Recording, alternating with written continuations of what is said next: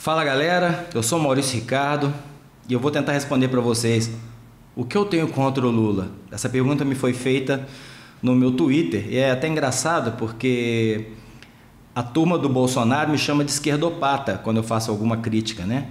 Inclusive porque alguns dos líderes da direita mais festiva, como eu gosto de chamar aqui do Brasil, andaram pegando no meu pé. Mas assim, essa reflexão, eu troquei vários twitters enquanto o presidente do TRF4 dava o seu voto e que pelo visto vai manter a decisão do Moro em primeira instância.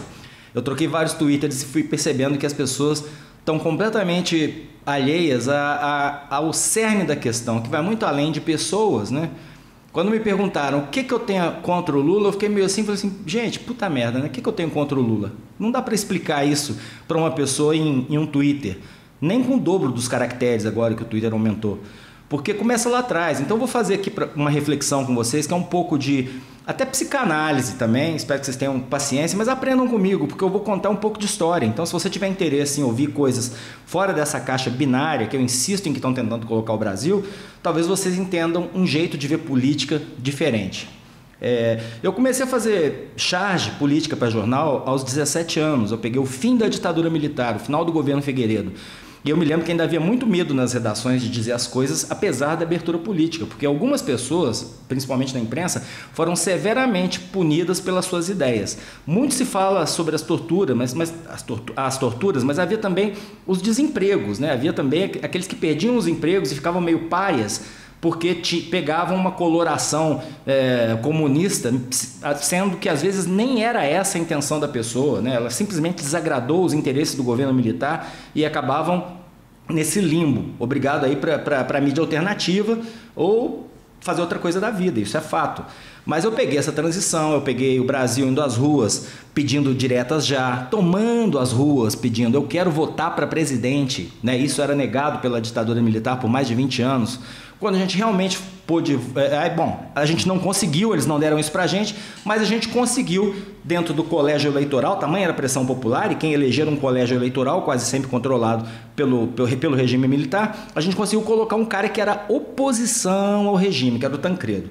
O Tancredo era um cara que era do MDB, né? Só tinham dois partidos no Brasil nessa época, o Arena, que era dos militares, e o MDB, que era para quem fosse oposição branda. Quem fosse oposição mais radical estava fora do Brasil, exilado, com certeza. Inclusive o presidente Juscelino Kubitschek, que fez Brasília e tal, que depois voltou para cá, mas teve seus direitos políticos cassados e tudo, e acabou morrendo num acidente que as pessoas julgam misterioso, acham que pode ter sido uma obra... um assassinato, né? Sei lá, disfarçado mas eu acho isso meio viagem, acho que o cara teve um acidente mesmo, não sei. Mas enfim, Tancredo foi eleito, não chegou a assumir porque morreu no hospital e entrou o Sarney, né? Quando entrou o Sarney, que por incrível que pareça, nos anos 60 ganhou um filme do Glauber Rocha, que era um cara hiper de esquerda na época, hiper perseguido pelo regime, com filmes proibidos, aquela coisa toda.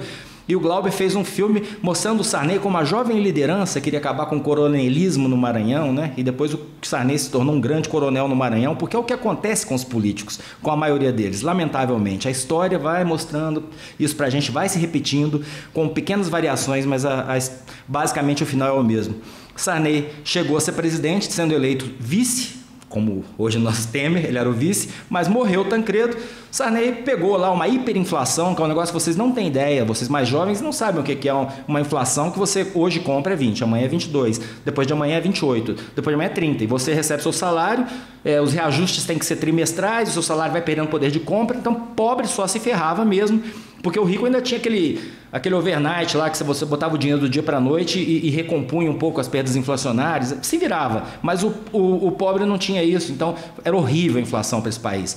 O Sarney tentou acabar com a inflação do jeito mais estúpido do mundo, que foi congelando os preços de tudo. Então você tinha as donas de casa que eram as fiscais do Sarney, elas iam para a rua com a sua pranchetinha, anotando o preço no supermercado, mas o que começou a acontecer? Se o fornecedor não conseguia comprar um insumo pelo preço que ele comprava, e a inflação estava segurada artificialmente, sob uma pressão de um congelamento. O cara preferia não fabricar, ter prejuízo, então começou a ter desabastecimento, faltar coisas nas prateleiras. Enfim, foi um fracasso a tentativa do Sarney de acabar com a inflação. Nisso veio o Collor.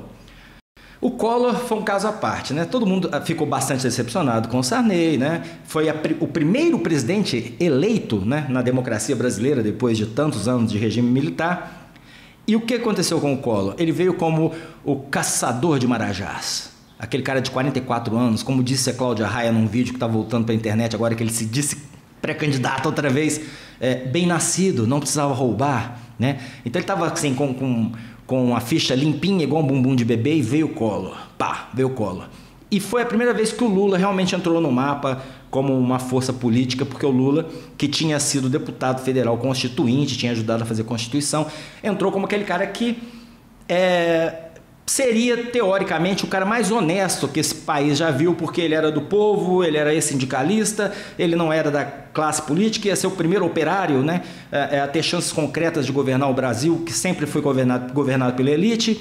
E aí foi um final muito sujo de campanha, porque o Collor buscou até uma filha bastarda do Lula, apresentou na TV para desmoralizá-lo. Depois, num debate na Globo, falou que o som da casa do Lula era melhor que o som da casa dele, fazendo um drama, né, como se ele fosse um monge franciscano e o Lula um sindicalista ladrão, um bilionário.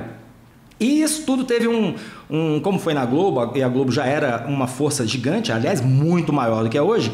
A Globo, na edição do Jornal Nacional, a edição foi bem pró-Collor, né? Hoje a Globo fez até uma desculpa pública desse negócio. A Globo reconhece que aquela edição não foi legal, ela fala isso. Ela tem, na memória da Globo, é uma das raras meia-culpas que a Globo fez. E deu Collor, tá bom? E o plano brilhante do Collor para acabar com a inflação foi confiscar a poupança de todo mundo, tirar o dinheiro do mercado, porque a gente consumindo menos, os preços teriam que baixar. Foi uma tragédia, uma desgraça para esse país, porque se você, a partir de um X que você tivesse na sua conta corrente ou na poupança, aquilo ia ser confiscado por um ano e o governo ia devolver só um ano depois com juros e correção monetária. Pegou muita gente desprevenida, gente, por exemplo, assim, vendeu a sua casa para comprar uma outra casa. O cara teve uma oferta para casa, ele queria mudar para uma casa melhor, teve uma oferta, comprou a casa. Antes dele comprar outra, confiscaram o dinheiro dele. De repente ele ficou sem ter onde morar. Você via artistas que estavam parados, voltando a fazer turnê para poder levantar dinheiro. A Legião Urbana veio aqui na minha cidade, Uberlândia, e o Renato Russo falou: tô aqui por causa do Collor, não queria excursionar esse ano não, mas nosso dinheiro ficou todo preso. Foi uma tragédia, teve gente que se matou, foi uma coisa horrível. E foi um fracasso. Foi um fracasso absurdo. O Collor, que já não era, ele já tinha uma certa arrogância, se indispôs de vez com o Congresso, e se indispondo com o Congresso veio todo o clima para o impeachment dele, que a turma do PT, que não tinha engolido derrota na eleição, ajudou a fazer, levando massas para a rua, fora Collor, as pessoas iam para a rua para pedir a cabeça do Collor e o PT à frente disso. E realmente o Collor caiu, quem assumiu foi o vice dele, mais uma vez o vice, que não é o Temer, que foi o Itamar. E o Itamar acertou a mão no lance da inflação. Ele, já que ninguém respeitava o nosso dinheiro, que já era o real, né? Não era o real ainda, era o cruzado. O cruzado subia, ele criou uma outra coisa, que era a unidade real de valor, a URV, que era pareada com o dólar, que facilitava as pessoas a fazer transação com o custo real das coisas, a unidade real das coisas, porque a inflação estava numa inércia, sabe? As pessoas subiam com medo de não conseguir comprar. Então, a inflação também tem um aspecto mental, quer dizer, eu vou aumentar porque na hora que eu for comprar de novo para revender, se eu não aumentar, eu não vou conseguir comprar de novo. Só que se você chegasse lá e tivesse o preço anterior, você, opa, lucrei mais, ótimo. Mas entende a cabeça inflacionária? Então a unidade real de valor funcionou. Quando as pessoas se habituaram com o RV, ele criou a moeda nova que é o real, que vem de unidade real de valor. E o real acabou com a hiperinflação.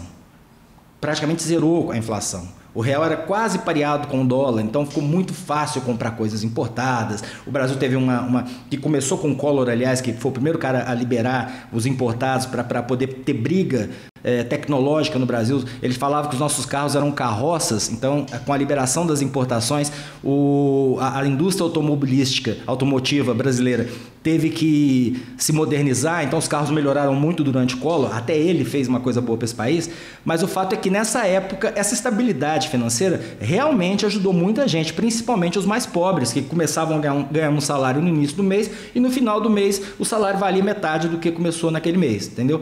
Então o Sarney foi muito bem. Quem era o ministro, o Sarney não, o Itamar, quem era o ministro Itamar da Fazenda que cuidou desse plano real, era o Fernando Henrique Cardoso. Então o Itamar falou, olha, meu candidato, Fernando Henrique. E combinou com o Fernando Henrique. Fernando, seguinte, você fica aí 4 anos, tá certo? Se você mandar bem, eu acho que você vai mandar, você me apoia e eu volto. Fernando Henrique falou, beleza. Ao término do mandato do Fernando Henrique, a mosca azul picou ele falou, não, quero ficar mais. E ele traiu o Itamar. Ele foi lá no Congresso, ele comprou o Congresso, igual se compra hoje, dando dinheiro mesmo para os caras, para aprovar a emenda da reeleição, que valia para ele mesmo, coisa que por si só já é um exagero. Você aprovar uma regra para mudar para o próximo, tudo bem, mas para você mesmo. Então ele passou de mandatos de 5 anos para 2 mandatos de 4 anos. Então o cara podia ficar 8 anos. E ele foi o primeiro candidato e ele se reelegeu. Ele se reelegeu, mas já se reelegeu de um jeito sacana, porque a economia não estava num bom momento, ele estava segurando o câmbio de um jeito muito forçado para poder manter o valor do real legal, mas era um valor acima, um valor imaginário, estava queimando as nossas reservas, a gente estava endividado, estava lascado. E o que ele fez? Ele, assim que acabou de ser eleito, liberou o câmbio, o que fez com que o dólar disparasse e todo mundo ficasse muito puto com o Fernando Henrique. Neste clima veio o Lula, né, de novo, e o Lula foi concorrer contra o sucessor do Fernando Henrique, que já não poderia mais concorrer, que eu acho que foi o Serra, se não me engano, depois seria o Alckmin, e foi nessa que o Lula ganhou. Quando o Lula ganhou, qual que era o grande medo das pessoas? O grande medo das pessoas, e eu incluído, e todo mundo incluído, era: esse cara não tem formação, ele é um cara de palanque de sindicato, ele é uma liderança, mas será que ele consegue cuidar de um país? Esse era o medo 1. Medo 2, esse cara é meio comunista, ele é ligado aos grupos socialistas, porque os grupos de esquerda que sempre apoiaram sindicato, ele era de esquerda, ele criou o Partido dos Trabalhadores, o PT, com um monte de gente que era dissidente de partidos mais radicais à esquerda, e aí o pessoal tinha medo dele bagunçar o mercado, começar a estatizar coisas, pegar empresas das pessoas e tal. Aí ele escreveu até uma carta ao mercado, né? Por causa do Lula, o dólar disparou, a Bovespa caiu, aquelas coisas todas. Só à medida que o Lula crescia nas pesquisas, aí o Lula mandou uma carta aos mercados, falando: olha, eu só quero tranquilizar vocês, vai ficar como tá, não vou mexer em nada, tá tudo bem, vai ter livre mercado, eu não vou estatizar nada e tal. E o Lula foi eleito. O que todos nós esperávamos, nós brasileiros, é que ele fracassasse como presidente, talvez, por sua incompetência, mas ninguém no Brasil tinha a imagem do Lula como um cara capaz de roubar. Pelo contrário, a ideia era: se o Lula chegar lá, ele vai moralizar o Brasil. A gente pode até ter um atraso econômico, mas vai dar uma limpeza no campo ético. É o que a gente queria, o que o Brasil queria na época. Pode perguntar para qualquer pessoa, para todo mundo que votou no Lula.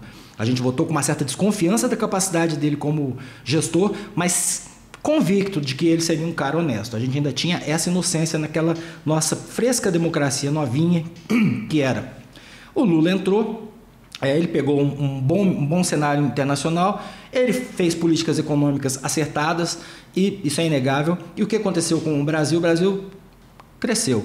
Ele pegou os planos de tirar gente da linha de pobreza, as bolsas e os programas já criados pelo FHC, fortificou, juntou tudo nesse negócio chamado Bolsa Família, porque antes eram várias bolsas, isso, bolsa aquilo, e realmente ele tirou milhões da linha de pobreza. Bacana, foi um tempo legal. Houve um boom imobiliário também, porque a economia global estava boa.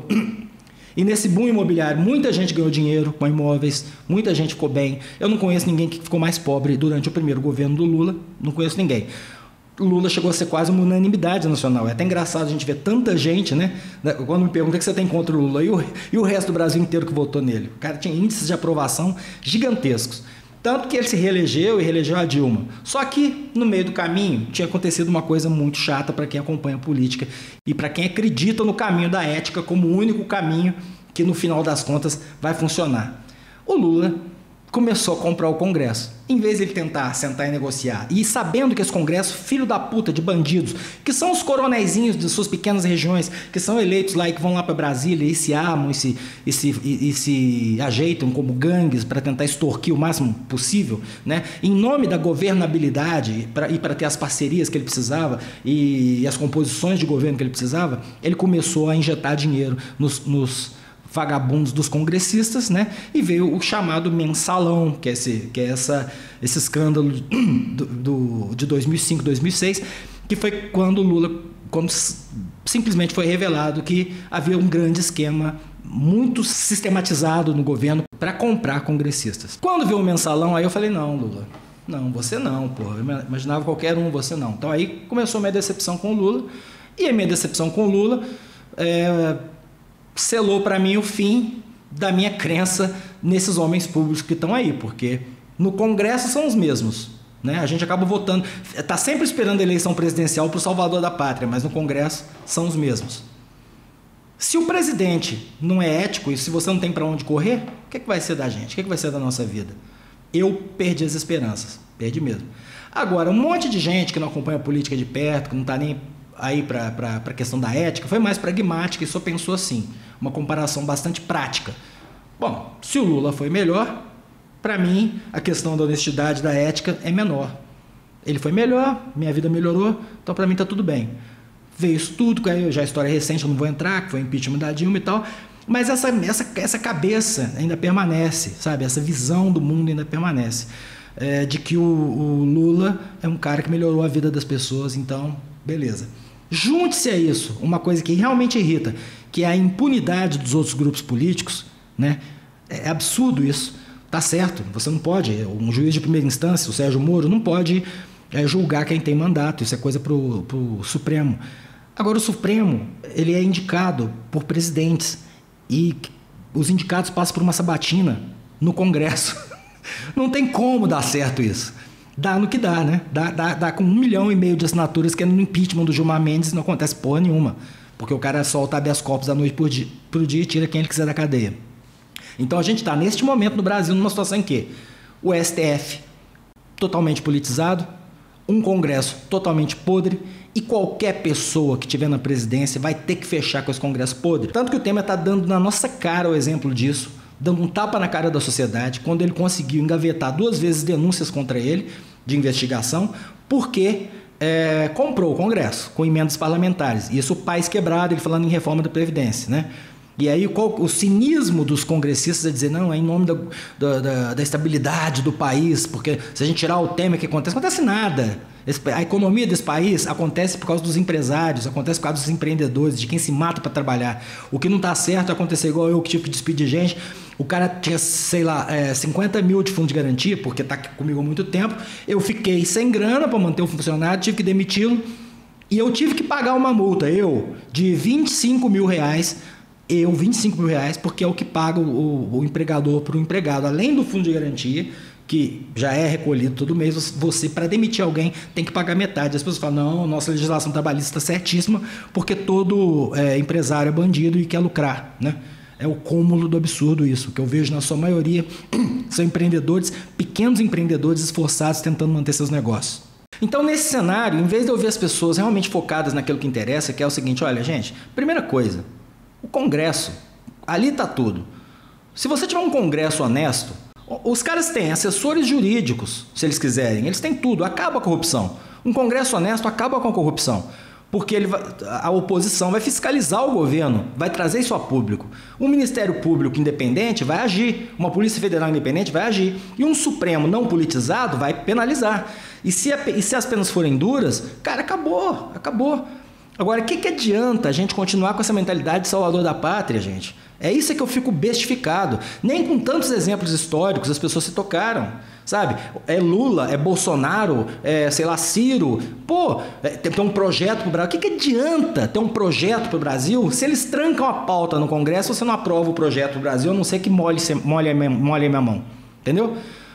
Então, assim, olha só o nível que nós chegamos nesse país. Como eu cheguei no ponto que eu cheguei de descrédito, de desânimo? Foi porque e aí vem me chamar de isentão. Porra, tá bom, ótimo. Me chame de isentão, porque se eu tô isento, eu não tô participando disso. E o que eu tô vendo é só podridão, de todos os lados. É só estupidez, sabe? Eu não acredito em salvador da pátria, não acredito mesmo. E se você me perguntar assim, me fala o que o Bolsonaro fez. Já tem umas coisinhas aparecendo aí pequenas, mas já tem aparecendo. O cara tem 30 anos, é uma raposa velha, 30 anos de política. Mas o que mais me incomoda no Bolsonaro não é isso. São as enormes besteiras que ele fala em relação, por exemplo, a Estado laico é uma ova, nós somos cristãos, você tem que engolir a gente. Minorias é que tem que se... ele usou até um termo assim, se prostrar diante da maioria, né? Esquecendo que, por exemplo, o tetraplégico ou uma minoria não tem condição de se prostrar contra ninguém, pelo contrário, precisa ser inserido na sociedade. Só absurdo. Absurdos e mais absurdos, né? Porque agora ele chama as coisas antigas, agora que ele está bem melhor dirigido porque vai ser candidato a presidente, ele fala que são balas perdidas. Eu tive que exagerar algumas coisas. Eu falei para matar o Fernando Henrique e fechar o Congresso, mas era bala perdida. Eu falei que gay falta de uns tapas na bunda para corrigir, mas é bala perdida. Bala perdida uma ova. E o pior é ver que realmente, pelos comentários das pessoas, uma boa parte do país acredita nisso. Uma boa parte do país não quer aceitar o convívio com o casal gay. Não quer que o casal gay adote criança. Prefere que a criança passe fome. Porque confunde homossexualidade com pedofilia, coisa que não tem nada a ver.